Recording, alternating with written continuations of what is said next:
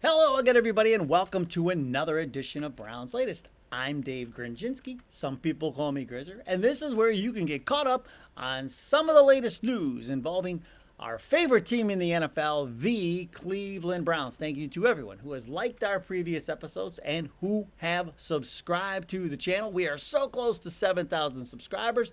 I wear this every day, but when we get to 7,000, just for one show, I will change the fit just for you. And thank you to everyone who gets their comments down there in the viewer comment section. Appreciate it so much. And there is so much to talk about because training camp now underway. And we are going to tell you one glaring difference between this year's camp and last year's camp that you noticed right away due to recent events out there in Berea. Got me wondering, do we have to consider two more players already as Andrew Berry draft busts? The train has barely left the station. We already got people talking about Shedeur Sanders to the practice squad. And down in the viewer comments, Kenny Pickett, ESPN, and fantasy football. What do they all have in common? But first things first, let's get you teed up for today. They'll be back out there in Berea. Later today, 12:50 is when the interviews will happen. And then 3:55, Kevin Stefanski will greet the media. And then at 4:25, practice. I think these practices are later today because it's hot in Cleveland right now. We're like in the 90s. We're in the middle of like a mini heat wave. And so I have a feeling that's why they push these practice times back. Because tomorrow you'll see they're back at 11:20 a.m. And practice will start at 2, and then Saturday they're going to kick it back even further with a 9:30 a.m. practice, and there is no practice on Sunday. And so today, though, they are out there, folks. Everybody's back in town and together again, the whole family here. Let's take a look at this first. Here you can see there's Martin Emerson Jr., and then over there on the right, there's Jerry Jeudy showing up for practice. And then check out the left. You got, look at the top left. There they are. The four quarterbacks getting ready to go to battle. Shedeur, Dillon Gabriel, Joe Flacco, Kenny Pickett, Mr. Situational Grit. There's Shedeur throwing a pass down there in the lower left corner.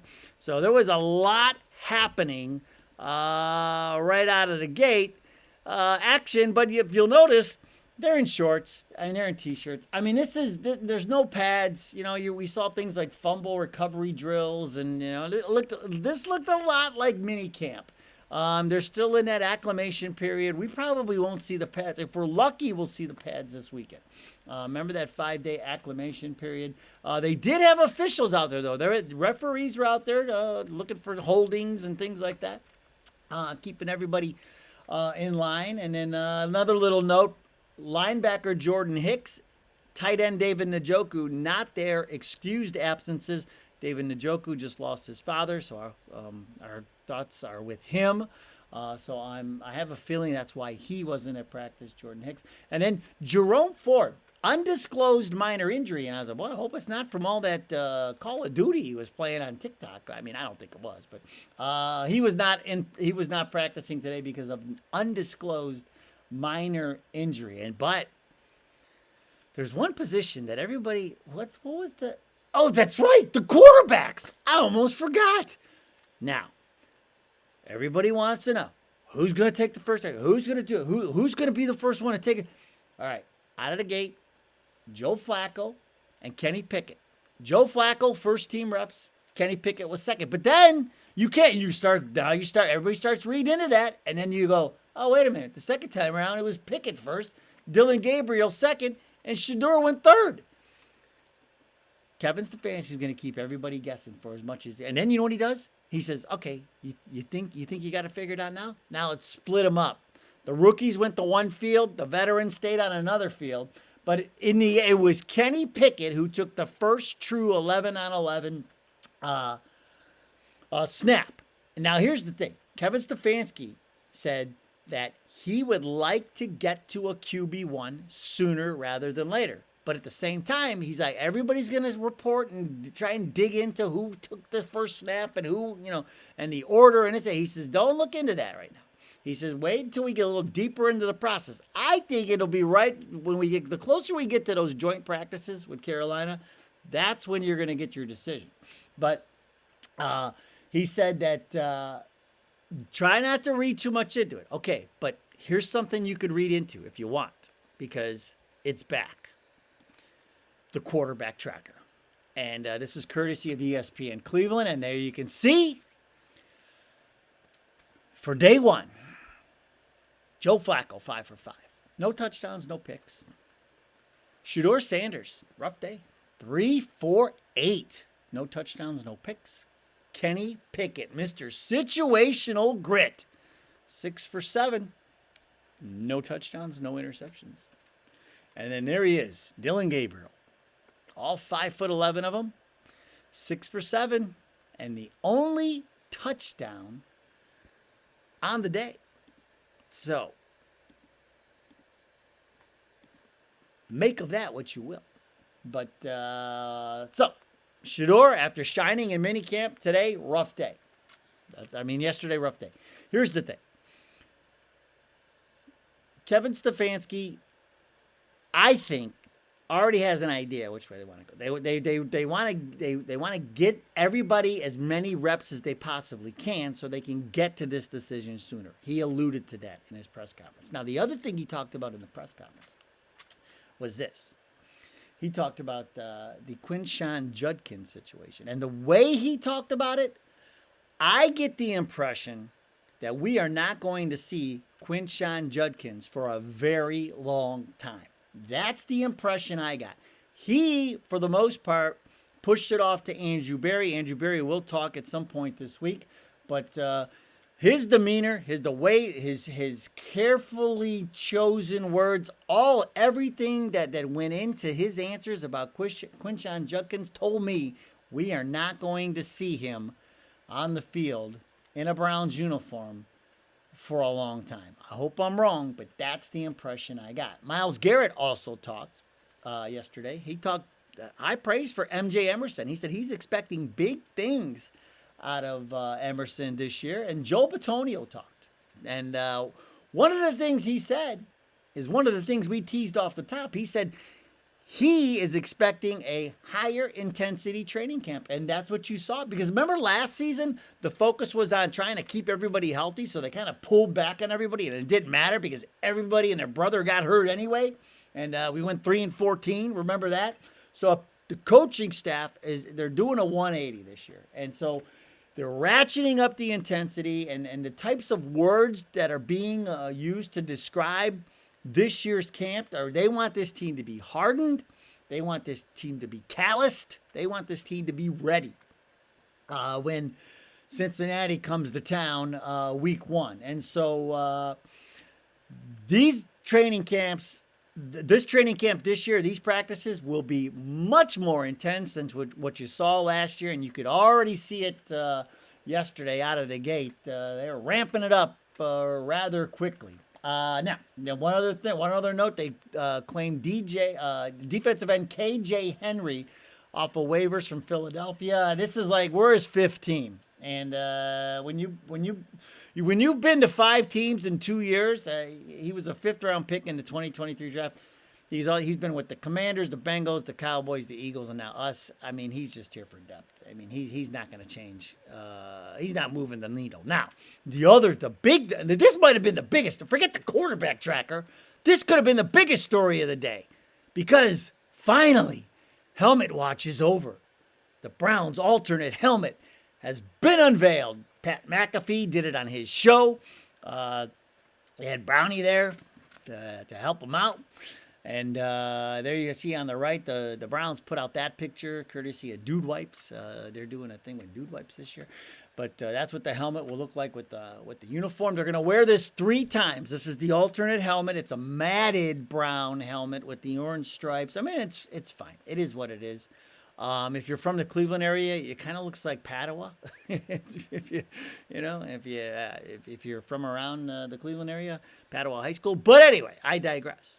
But there it is, folks. And you know how I feel about all this stuff. I don't care what they wear. You know what I want them to do?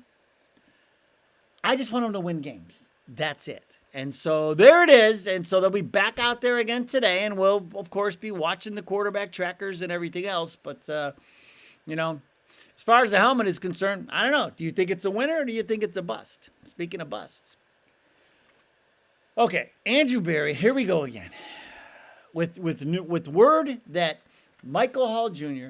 has been put on the PUP list. He is on the active PUP list because he's rehabbing that knee injury that he sustained in the season finale last year. And so he's not out there. And then David Bell. He is on the non-football injury list because he has a dislocated right hip from early in last season. He's been recovering ever since. And so he was the 99th pick in the 2022 draft. And it got me thinking. I'm like, well, here we go again. Do we need to add them to this list of the Andrew Berry draft busts? Since 2020, he's had almost 40 picks. 37 picks, if my math is correct. And Jedrick Wills probably, well, he tops the list of biggest draft busts so far for Andrew Berry. He's a first-rounder, man.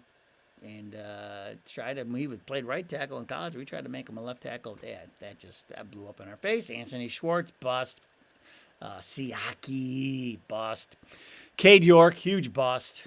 Draft a kicker in the 4th round. And, man, he can't hang out with anybody. And then you got Perrion Winfrey, who's still kind of bouncing around, but a 4th rounder. And, another bust. But, you know, do we have to start thinking about this now with David Bell and Michael Hall Jr. already? Do we need to start thinking about them as busts? That's what I'm wondering, because these guys can't get on the field. They can't stay on the field. When they get on the field, they can't stay on the field.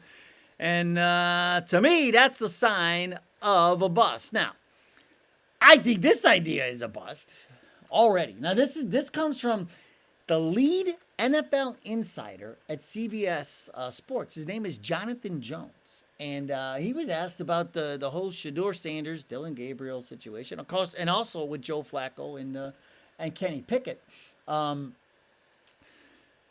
more specifically, they wanted to know from him, do you think that Shedeur or Dylan Gabriel could be relegated to the practice squad? Whoever ends up ahead of the one rookie ends up ahead of the other rookie, does the other rookie go to the practice squad? And here's what Jonathan Jones had to say. He says, if Dylan Gabriel wins the battle against Shedeur Sanders in the battle of the rookies, I actually don't see Shedeur Sanders going to the practice squad. Really?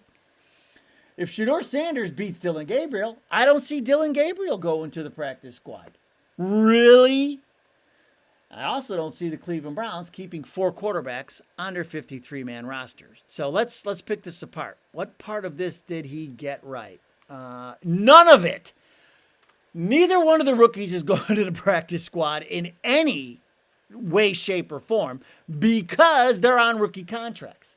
And all 4 quarterbacks are going to be on this roster unless somebody wants one of our veterans, which to me translates to Kenny Pickett.